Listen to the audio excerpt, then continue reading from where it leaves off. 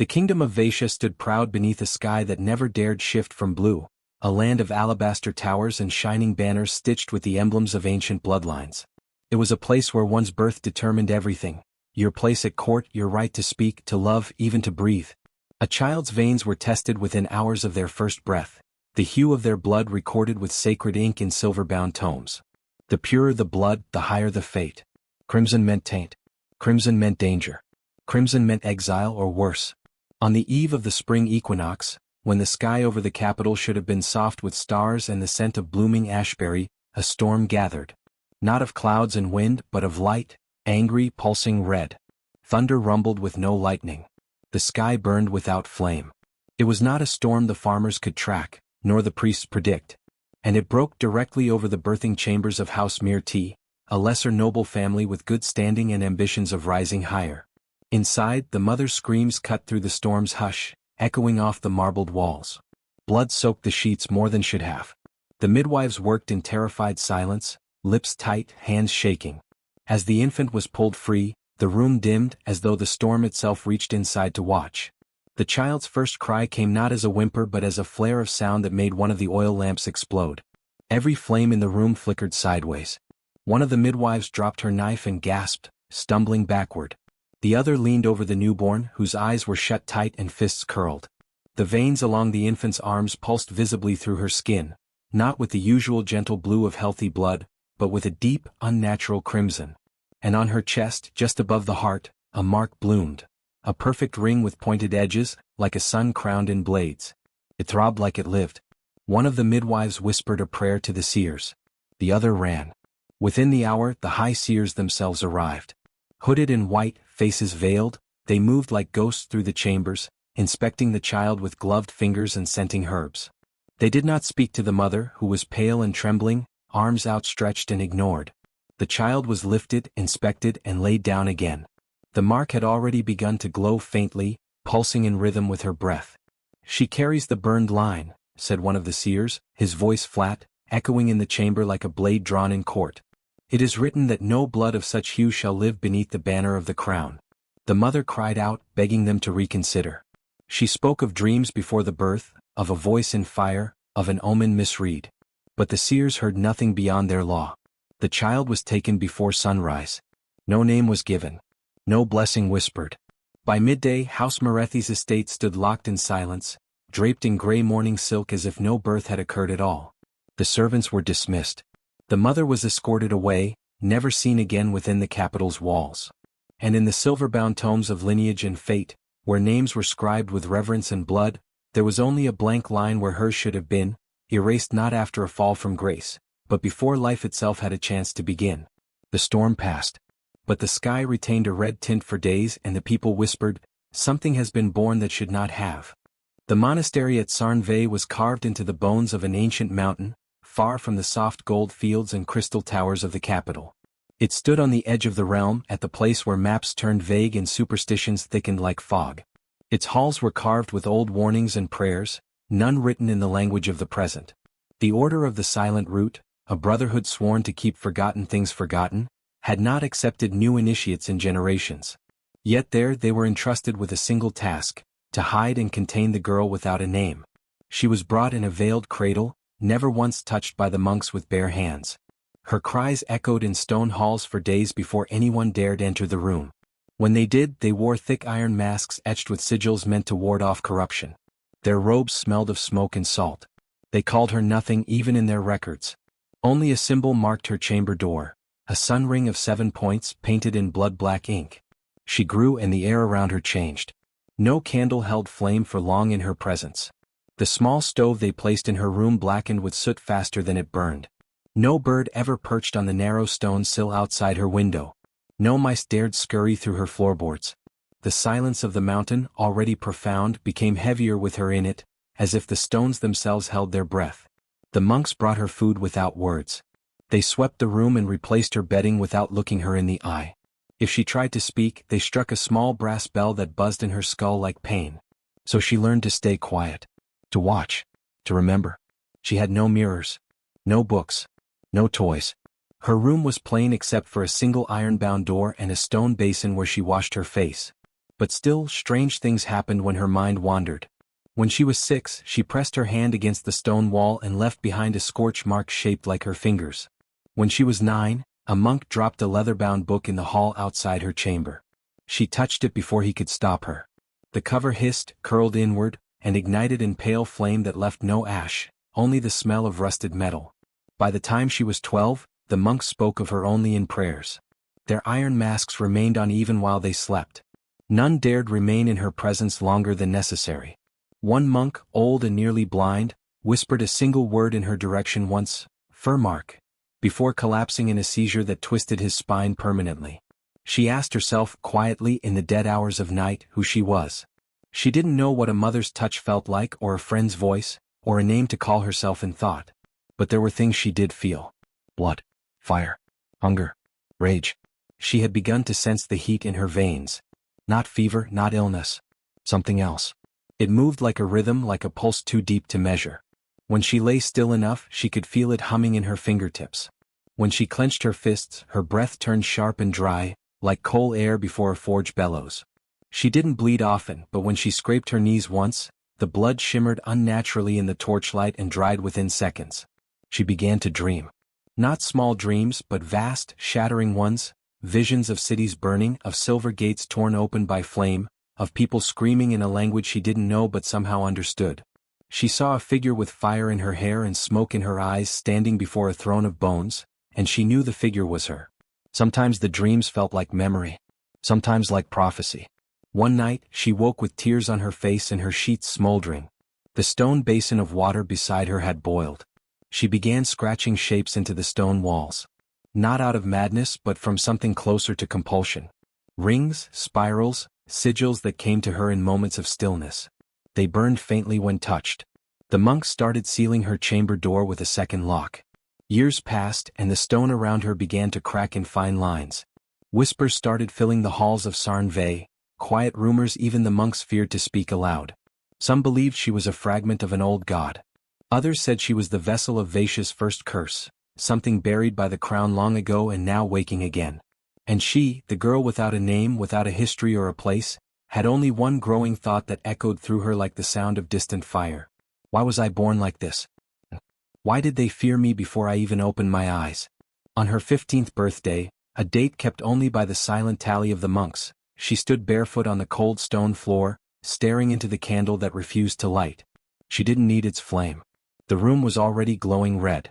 The air felt thinner, charged. And far away, down in her blood, she felt a call. A place. A gate. Waiting to open. The snow fell like ash that day, slow, thick, silencing. In the chapel of Sarnve, torches flickered and monks gathered in rows, voices humming a droning hymn to the silence. The girl, nearly 16 now, stood in the shadows near the altar, still cloaked in anonymity, her iron collar cold against her neck. They allowed her to attend sermons only on rare occasions, shackled at the wrists, guarded by 2 monks with fire-dampening cloaks. But this day was different. Something felt off in her skin, her breath rising like steam, her heartbeat echoing in her ears like war drums. The high prior stood at the front, chanting verses in the old script, blessing the gathered stone with prayer smoke and iron dust. And then, without warning, the flames leapt. Not the small flicker of ritual incense. No, they roared. Every candle in the chapel ignited like it had swallowed oil. The great iron sconces melted before anyone screamed.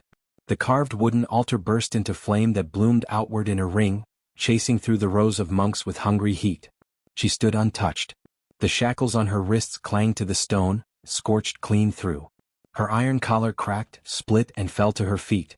Around her, monks screamed, clawing at their masks, their robes igniting even as they rolled on the ground. The chapel itself groaned. The frescoes blackened. Smoke poured up the stone columns like wings. She walked forward, barefoot, untouched, through a corridor of fire. Her hands glowed with blood light, her eyes reflecting back the flame not with fear, but hunger. And something in her chest, something old, opened. By the time she reached the front door, it had already cracked inward from heat. Snow drifted in across the steps like a white tide. The storm had come sudden, furious, the sky black with clouds. She stepped into it without hesitation, the heat clinging to her body like a shield. Behind her, the monastery burned. No one followed. She fled down the mountain paths, barefoot in snow, the blood on her heels steaming. For 2 nights she wandered. She ate snow and chewed frozen roots. Her skin blistered where the wind bit too hard. But the warmth in her veins kept her from collapse. She felt it now more than ever, like a second heartbeat, deep and old, thrumming with direction, pulling her somewhere. On the third morning, through a curtain of sleet, she saw a cottage, nothing more than a slanting roof tucked between two frost-cracked trees. Smoke rose from its crooked chimney. She approached, stumbled, fell into the snowdrift just outside the door. The door creaked open. A woman stood there. Bent-backed, wild-haired, with eyes like coal and skin the color of old birch bark. She wore a robe of stitched cinders and carried a staff that smoked faintly at the tip. She looked down at the girl and instead of shock or fear she simply said, "You smell like fire." The girl blinked through snowflakes. The woman leaned closer and whispered, "Child of the burn line. Come in before the ash spirits find your trail." That was how she met Izara of the Flame-Bone Path, exiled reader of blood signs, speaker of forbidden tongues, last of the firekeepers. The old woman brought her in, fed her broth thick with root and marrow, wrapped her in layers of woven soot-cloth, and placed her hands in warm ash. "You are not cursed," Izara said that night as they sat beside a hearth lit without wood. "You are branded, by birth and by fear. Do you know what that means?" The girl shook her head. "It means someone lied to you. Lied about your blood. Lied about your fire." In the weeks that followed, Izara taught her the things no monk would ever dare name. She learned of the burn line, a forgotten bloodline from before the unification of Vaishya, descendants of a woman whose veins once boiled the sea. She learned of blood speak, the language spoken not with lips, but with heat and blood and fire signs. A language that could command flame to remember, to answer, to destroy. She learned the signs burned into the walls of her old cell were not madness, but ancient glyphs, wards and sigils only the flame-born could inscribe. She learned to trace her blood onto parchment, and how the drops would arrange into words if she focused hard enough. Her hands began to glow when she was angry. Her eyes shimmered gold in darkness.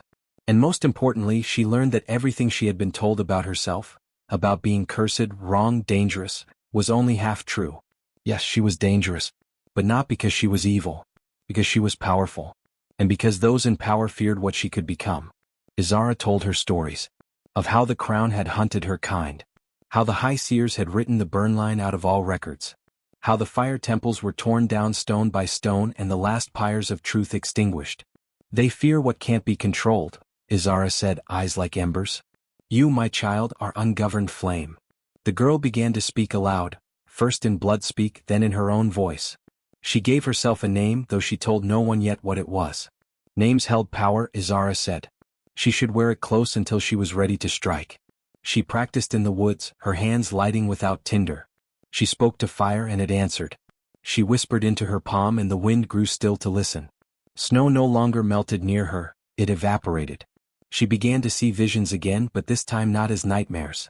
They were clear now, purposeful. Flames licking through golden gates. Screaming voices calling for mercy. A throne blackened to cinder. And always the same words, rising like a chant from her blood. Your name is not forgotten.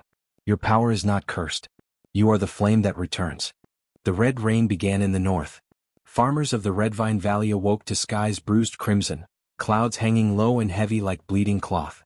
When the first drops fell, the field sighed, then hissed. Every droplet that touched the ground left a smear that sizzled, not with acid but heat.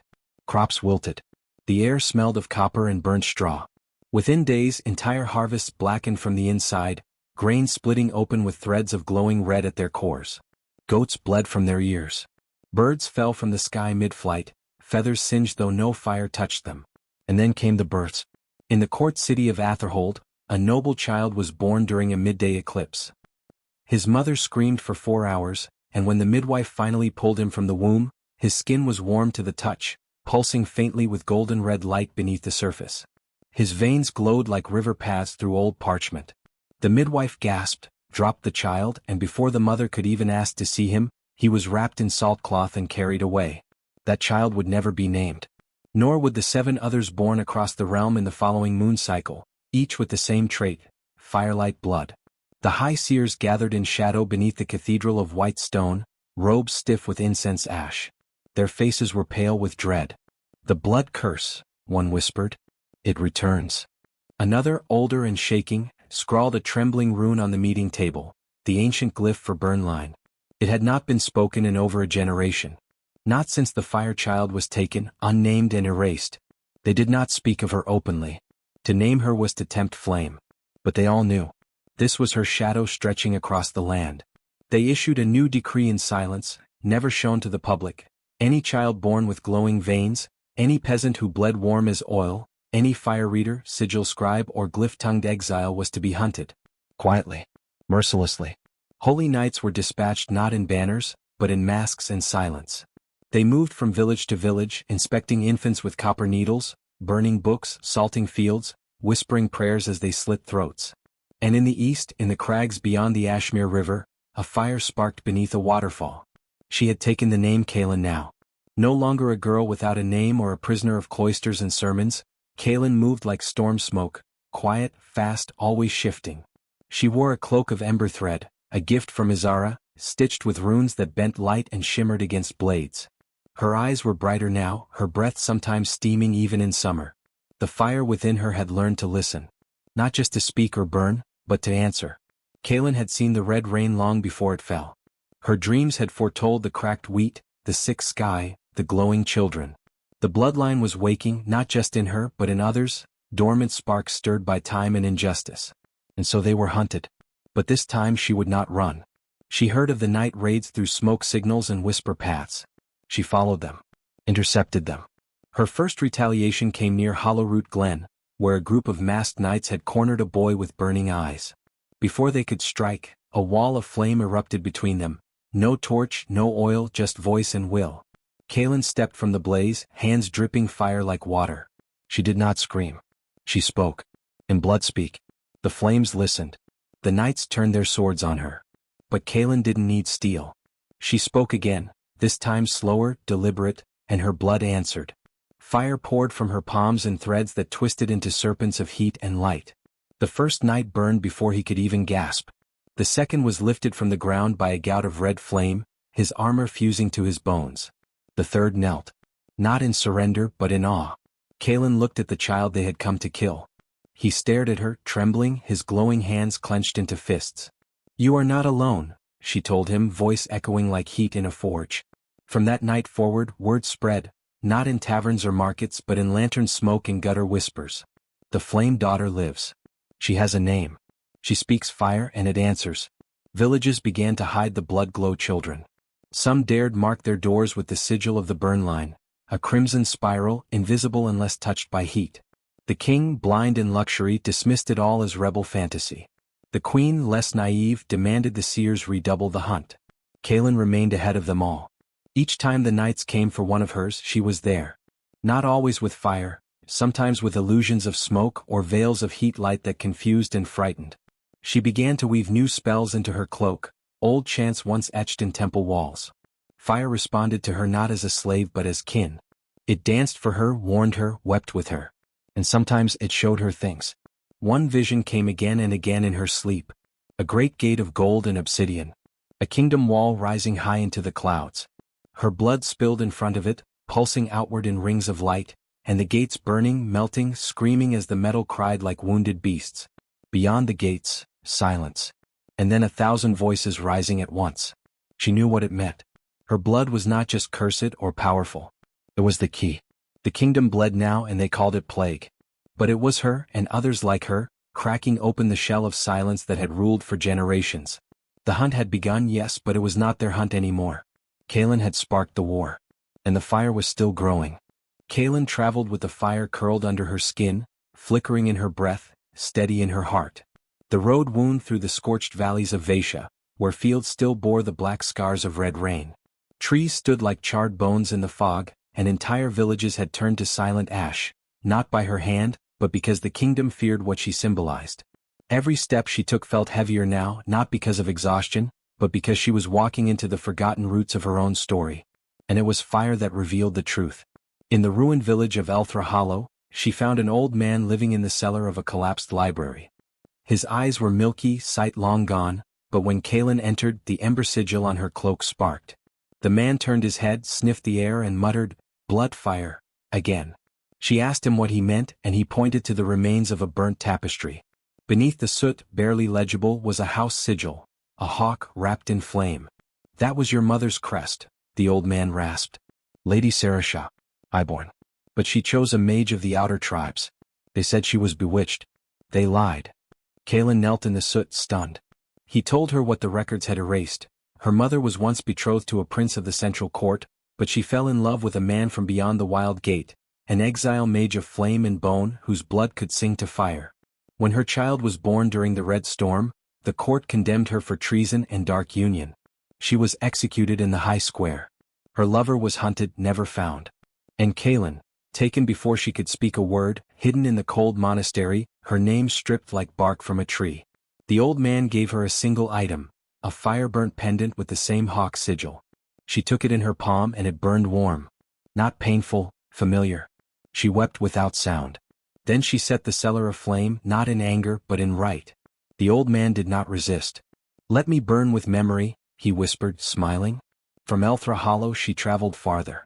In Dustmere, the villagers spoke of a girl with glowing hair who healed fevers by placing her burning hands on the chest of the sick. She only came at night, they said. And only to the dying. In Gravenreach she saw scorch marks shaped like runes along a riverbank where a body was found. A boy barely 10 drowned with steam rising from his eyes. The marks read, "They will not have me." In Blackridge there was only silence. The town had been completely erased. But in the ruins of the schoolhouse she found a child's drawing etched in coal, a girl with flames for hair, holding hands with 5 others all glowing. Beneath the drawing, "I want to go where the fire sings." Kaelin lit a candle there and spoke their names, though she didn't know them. The fire carried their memory. In every village she asked questions. The elders whispered, the young ones watched her with something like reverence or fear. She learned that there had been others. Children born under strange skies, blood humming like hers. Some were smothered in their cradles. Others vanished before their 10th year. One, an orphan named Geraldine, was rumored to have set a tower ablaze just by screaming. They had all been hunted. They had all died. Except her. She was the last. And because of that she would become more than a survivor. She would become the key to remembrance. It was at the border between the ruined ashen wastes and the forbidden reach that she found the shrine, long buried, black with soot and spider ivy. No path led to it. The fire had brought her there. The structure was a pillar of obsidian with red veins running through it, like living magma locked beneath stone. At its base was an inscription worn nearly smooth, but Kaelin could feel it in her bones. She placed her bloodied palm against it. The flame surged. Not outward, but inward into her. Memories not hers flooded her vision. A chamber of molten gold beneath the palace, a throne of fire abandoned long ago, sealed gates forged by ancient mage blood, and a voice, low and vast, whispering, "When one with true fire walks the old path, the first flame shall rise again." She collapsed to her knees, trembling. The first flame. She had heard of it only in half-banned scrolls, whispered in the dream words of the blood-speak tongue. It was said to be the heart of Vaisha, buried and hidden when the court turned from old power to false purity. The kingdom above had built palaces and cathedrals on top of ancient furnaces, smothering what could not be controlled. They called it forgotten, lost, dangerous. They lied. The first flame was sealed, not extinguished. Waiting. Kaelin rose and stared at the gate etched into the shrine stone, her blood dripping onto the carved symbols. The mark on her chest glowed red gold. Fire curled in her breath. She made her vow in that moment, spoken in blood speak, with fire licking her lips. "I carry their names. I carry their pain. I carry the fire that never died. I will burn the gates. I will open the path. I will not be the last." And the shrine answered. The obsidian cracked. A windless fire rose in a spiral, silent and bright, reaching toward the ash-dark sky. Kaelin stood in its center, no longer afraid. No longer hunted. The burning road had brought her to truth. Now she would bring the fire to the gates. The gate was not myth. It was not metaphor. It was real and it was waiting. Beneath the stone bones of Vaisha's capital, far below the domes and towers that scraped the cold blue sky, there was a hidden place carved from the oldest rock. It lay beneath the palace itself, sealed off by magic and time, guarded not by soldiers but by forgetfulness, by history rewritten and fear turned into doctrine. The people above walked streets built atop silence, never knowing that beneath their feet slept the gate of chains. Kaelin knew the stories were true the moment she stepped inside the city walls. Her blood ran hotter. It wasn't fever, it was direction. Compass. Something ancient pulled at her from deep below, not with urgency but inevitability. Like gravity. Like home. She'd entered through the southern gate at dusk, shrouded by a storm. Her hood was low, her hands gloved, her mark hidden beneath layers of cloth and fireproof thread. The guards didn't see her eyes glowing faintly under the rain. They didn't feel the air bend slightly around her when she walked past. Fire doesn't need attention to burn. The capital was cleaner than the outer cities but colder. The stones gleamed like bone under sunlight, and the windows were latticed with holy symbols meant to keep taint at bay. Everywhere she saw white banners fluttering with the crown's sigil, a sunburst of silver, and beneath it the 3 lines of the seer's decree, blood must be pure. She nearly laughed. If only they knew what purity truly meant. Kaelin made her way to the archives quarter under nightfall, drawn to the one place in the city where truth might still be hidden in plain sight. Not the royal library, it was sterilized long ago, but the ruins of the scriptorium beneath, a catacomb of forgotten texts buried after the purge of the Ember Tongue. Half collapsed, half haunted, entirely forbidden. There she found someone waiting. He was young, pale, with ink-stained fingers and eyes too tired for his age. He had no name written on his door, only a sigil, an hourglass surrounded by flame. When she stepped into the chamber, the air thickened. The single candle on his desk stretched sideways toward her like a flower toward sun. He looked up. I was wondering when the flame child would come. Kaelin didn't ask how he knew. The room itself was breathing differently. Pages on the walls began to curl at the edges. The blood in her chest shimmered like coals. The scribe, who called himself Varn, unrolled a map older than most buildings in the city. He pointed to the palace and then, below it, to a series of concentric rings etched with broken flame glyphs. This is the gate, he said. Built before the crowns. Before the seers. It's chained with 3 bindings, iron, soulstone and blood-forged law. They didn't just seal the gods. They sealed the truth of what made this kingdom live. He'd been collecting signs, reports of red-lit births, sudden fires and night glows beneath floorboards. He had pages filled with sketches of people like Kaelin, children with burning veins, mothers who bled embers, villages that sang in blood speak before vanishing. She asked why he kept these records. He said, because I was born to someone like you. My sister didn't survive. I write so the fire won't be erased again. Together they descended. The entrance was hidden in the forgotten foundation of the palace, behind a rusted door etched with warnings in 7 languages. Kaelin touched it and the metal hissed and peeled away. Below, the air was thick and damp, but her body burned brighter. With every step downward she felt heat rise through her spine, not discomfort but memory. The stones remembered what they had sealed. The tunnel curved in slow, perfect spirals. Old glyphs crawled along the walls, whispering in flickers. At one point, they passed a chamber of cracked mirrors where flame-drowned faces swam behind the glass. Varn looked away. Kaelin stared until they faded. Then they reached it. The gate. It stood 30 feet high, a wall of blackened metal woven with chains that pulsed like veins. Each link bore a mark of the 3 seals. The central seam of the gate bore no handle, no keyhole, only an indent shaped like a hand. Kaelin stepped forward. As she neared, the chains began to glow, trembling with remembered heat. The air filled with the scent of burning iron and forgotten names. Varn whispered, they said it would take a blood god to open it. Kaelin pressed her palm into the handprint. Pain flashed through her arm, but it was welcome. Her blood responded, rising, flaring, cracking like thunder inside her chest. The mark on her sternum erupted with red-gold light, and the gate answered, not by opening but by melting. The chains hissed and softened, dripping into pools of molten language that curled into the stone floor. She fell to one knee, gasping, but not from weakness. From release. The fire within her had finally touched its source. Varn stepped back, weeping. The gate was no longer locked. And something on the other side had begun to stir. The queen stood tall atop the marble dais, her robe flowing like a glacier down the stairs of the throne room, and her crown, thin, spiked silver, gleamed cold as moonlight on a corpse. All around her, guards knelt or lay unconscious, breath stolen by the rising heat that pulsed through the palace walls. The air shimmered. The stones sweated. The torches had long since extinguished, yet the vast room was lit by Kaelin's blood. Kaelin stepped through the broken gates of the audience hall with no armor, no sword, no crown. Only the mark on her chest glowing like an open wound, her hair streaked with soot and ember, and her eyes, bright, blistering red, fixing on the woman she'd once seen in dreams. Cold dreams. Dreams of ice cracking beneath her feet. Elsra rose from her throne, her face hard but lined. Not unafraid but unreadable. Her voice rang like wind over a frozen lake. You wear your fire like pride.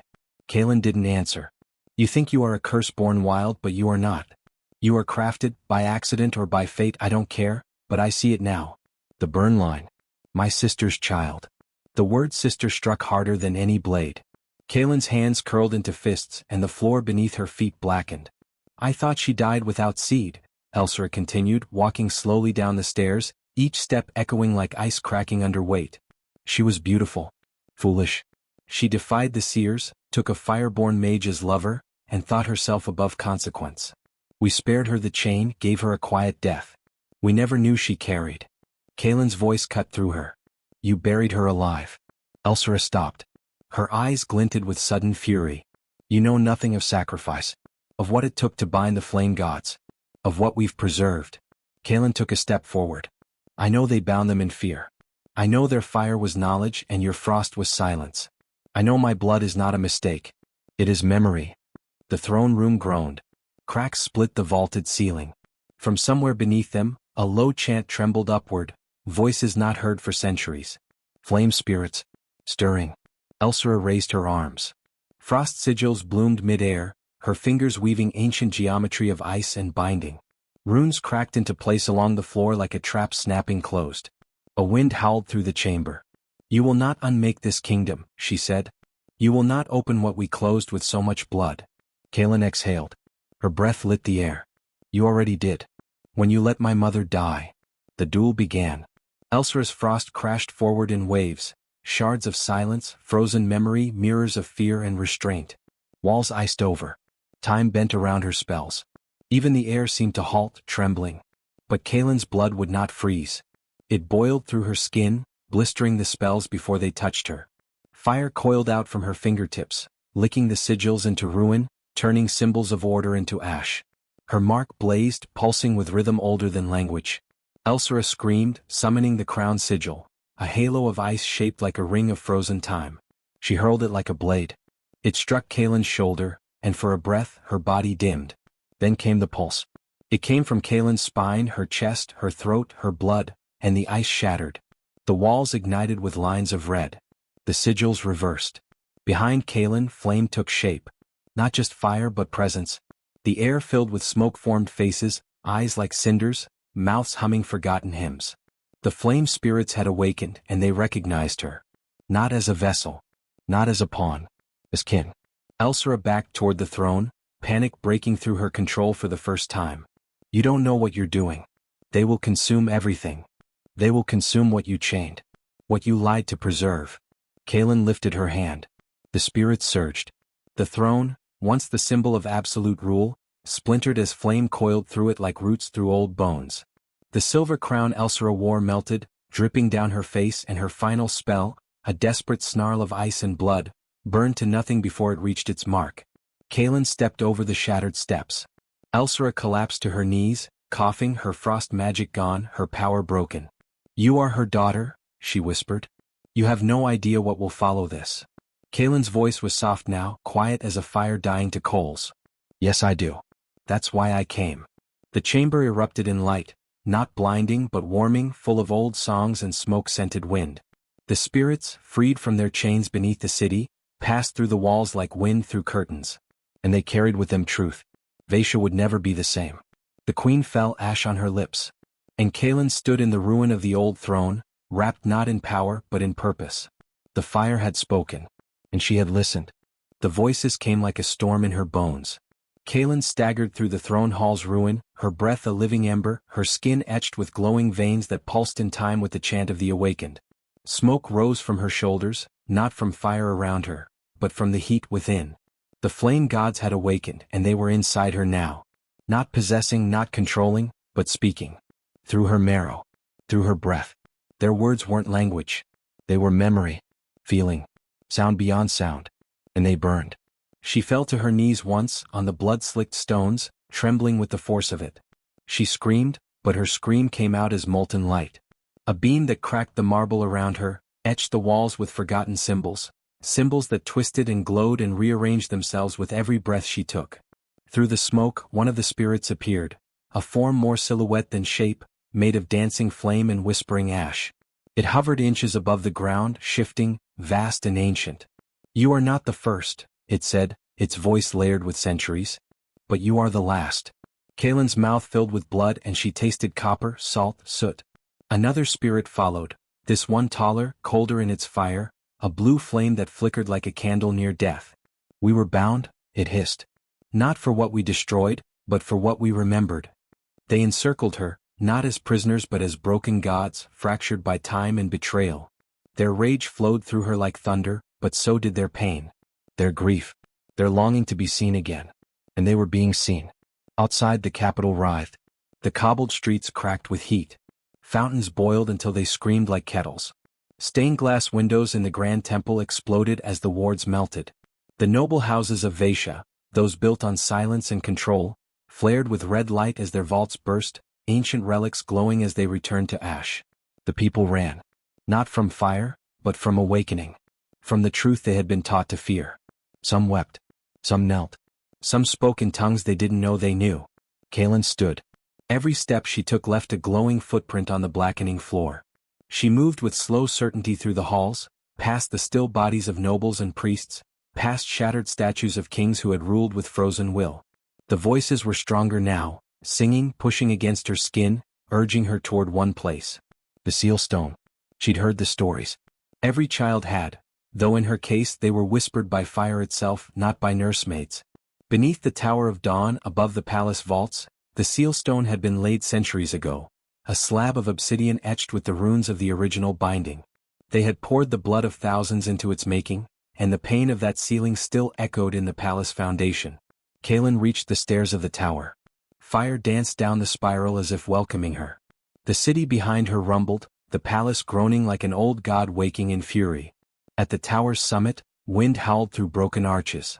The stars had vanished.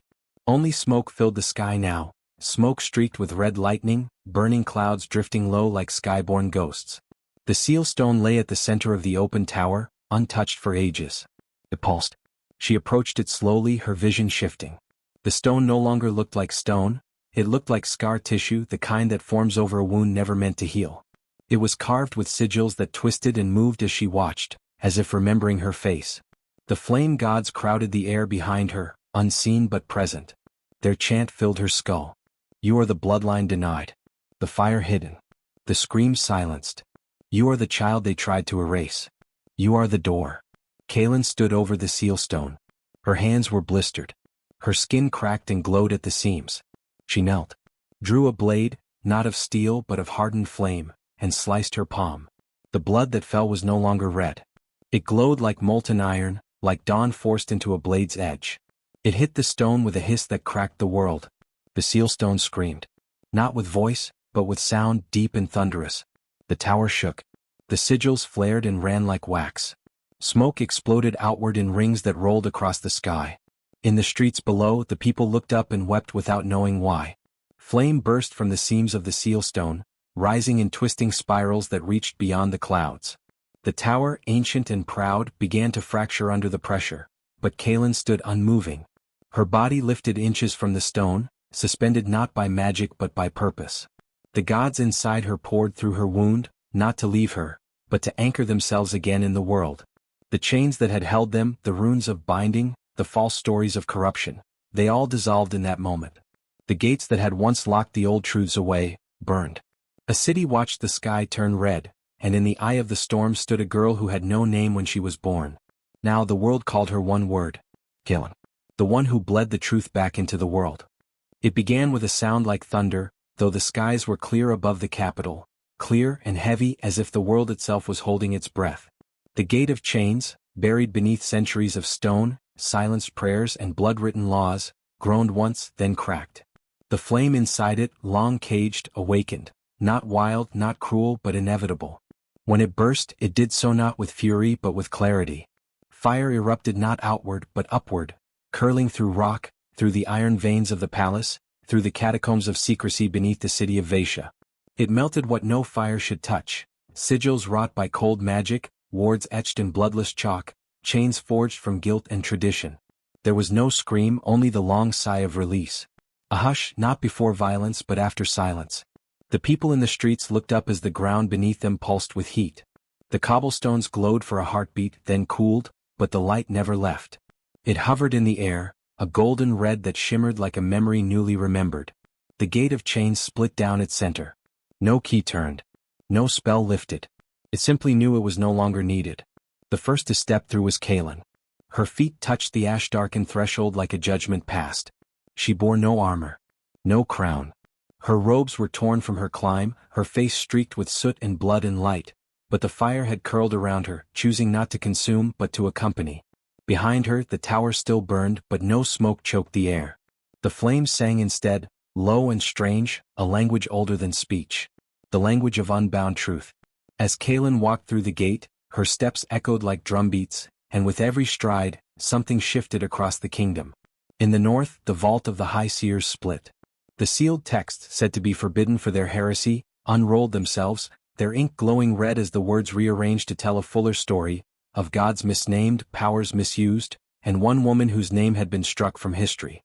In the east, children whose veins had pulsed faintly with crimson light, their whole lives began to glow. Not in pain but in understanding. Their mothers held them tighter. Their fathers did not look away. In the west, where the fields had been salted by decree during the War of Exile, green fire bloomed among the cracks. Wheat kissed with warmth began to sprout in places no seed had taken in decades. And in the capital itself, people began to speak. Not in whispers. Not in fear. In the wide avenues, in the sacred halls, they said names aloud, names of those who had vanished, those accused of fire taint, those who had never been buried because the crown had said they never existed. Kaelin's mother among them. The queen's portrait cracked in the hall of rule. The royal sigil, stitched into tapestries, curled at the edges and smoldered, not to ash but to reveal the older emblem beneath, a flame cupped by open hands. As Kaelin moved deeper into the open gate, the air around her shimmered. She did not glow with power. She was the power. Her blood left faint prints on the stones, glowing briefly before fading, but each one unlocked something. A locked vault in the treasury shattered, revealing scrolls long thought burned. A mute child, watching from a balcony, began to sing in a tongue none had taught her. A dying elder in the healer's ward sat up, eyes wide, whispering, "I remember now. I remember her." Kaelin never raised her voice. She didn't need to. The fire did not destroy. It revealed. It crawled into archives, into tombs, into minds. It touched the paintings in the royal gallery and the colors shifted. The kings and queens once depicted as gods among mortals now looked like what they were, frightened people, afraid of what they could not control. And behind Kaelin the fire followed. Not like a weapon. Like a tide. It crept through the palace halls, over marble mosaics, past guards who dropped their swords not from terror, but from awe. They could not fight truth and they no longer wanted to. One knelt as she passed. Another whispered, "We were wrong." Another wept. From balconies and bell towers, watchers called out as they saw her walking through the open gate. "The gate is open," they said. "The flame is walking." And still Kaelin moved forward. She did not look back. The kingdom burned but not with hate. The flames did not hunt the innocent. They did not raise homes. They bypassed the marketplaces, the gardens, the shrines. But they curled around courtrooms and dungeons. Around towers where screams had once echoed unheard. Around records with names struck through. They burned lies. They burned forgetting. And they warmed what had been cold too long. Kaelin stopped at the edge of the city's heart, her hands at her sides, palms open. Fire rose around her, not devouring her, not shielding her. It bowed. The skies turned red, not from blood but from release. Clouds unfurled like old scars unsealing, and above them, the stars blinked like they too had finally seen her. No one called her cursed now. No one dared to look away. Kaelin, born under a red storm, silenced before she had words, now stood as the gate between what had been and what would come. And behind her the kingdom burned, for truth,